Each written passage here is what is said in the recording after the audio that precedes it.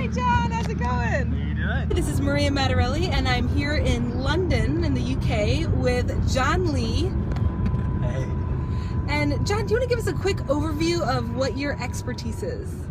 My name is John Lee. I'm the author of The Wealth Dragon Way, co-founder of Wealth Dragons, and my expertise is in helping people create assets and cash flow.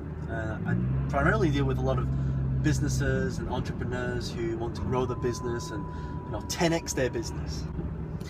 It's been awesome, John, to see you because we connected first in the US in Chicago, and then we've talked for a while, just connected by phone, and then I saw you last year in London. Yes. When I was here speaking at a conference, and I mean, John is just doing such incredible things with business that it was just so cool when I happened to be in London again. I was like, hey John, what's going on? I'm here.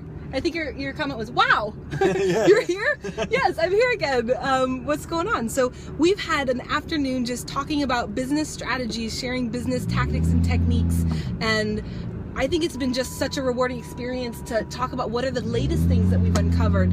So John, what are like the biggest hidden values you've recently seen for business owners? Well, I think a lot of the times business owners have to think about value. There's two different types of value. You have intrinsic value, and then you have value you build for your company. So value you build for your company would be cash flow, sales.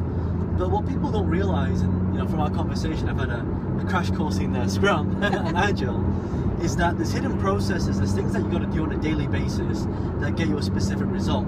So rather than focusing on sales, what we want to focus on is the value. So for example, what is the difference? If I build a system for my company, I automatically build value, right? Because that system can create multiple revenue over and over again. So if you just take time to sit down and work out a process, work out what gets a particular result, and you can replicate it and scale it over and over again, that's what produces a billion-dollar business. So I've analyzed a lot of billion-dollar businesses. My company will be going public as well, which I can forecast to be a billion-dollar business because of these processes of building intrinsic value. And I learned this from the games industry. My background was in games. They would spend £5 million to make a game, a computer game, and it would sell one time over, and that's it.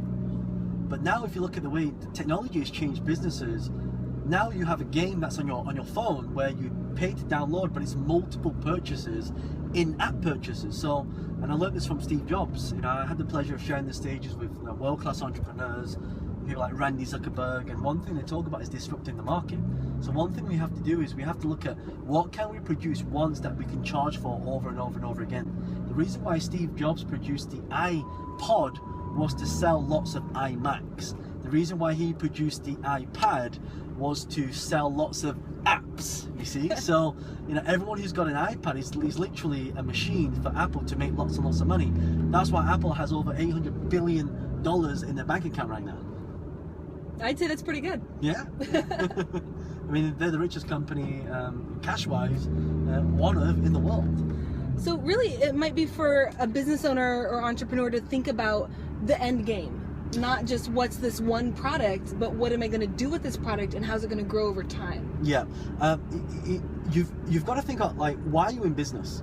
If you're trading time for money, if you're doing what you've already got, it's because of the strategies that you're using. So it's really important that we understand what our end game is. So for example, our seminar platform, so we hold conferences all around the world. We put 20,000 people through our trainings, entrepreneurs, business owners, CEOs, directors, and one of the reasons why we run the program is not to make money from selling tickets to a course or a conference, is to look at the end game. So we have a property company where when people come to our events, they're interested in property, they want to know how to invest, and of course, when they want to invest in property, where do they come to? They come to me, they buy lots of property. That's how I made my, fortunes is through real estate, and to really, attract that. So one of the things we want to think about is, what is the end game for you? What are you doing right now?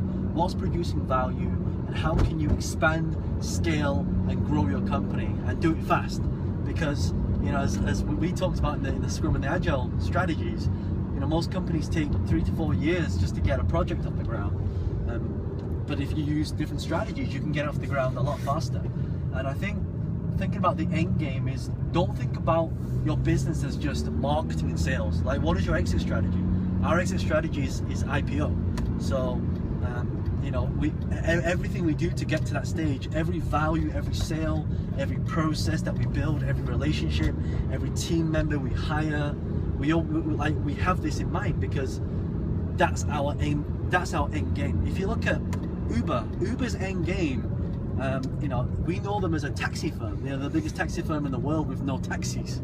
You Right. know? But their end game is logistics. They want to be able to use this network to be able to penetrate the market and create market share.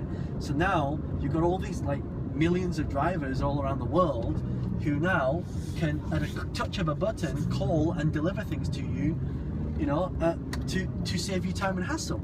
I mean, hasn't there been a time where you wish, oh my God, I want to go out and get a pizza, but you can't be bothered to go and get it?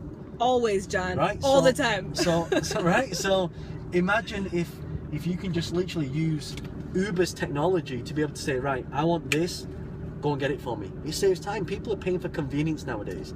And if you think about convenience, time is our biggest asset. So one thing I learned from Randy is that if you can disrupt the market, if you can do things that make people more money, more time, give them more convenience, then that's when your company will grow.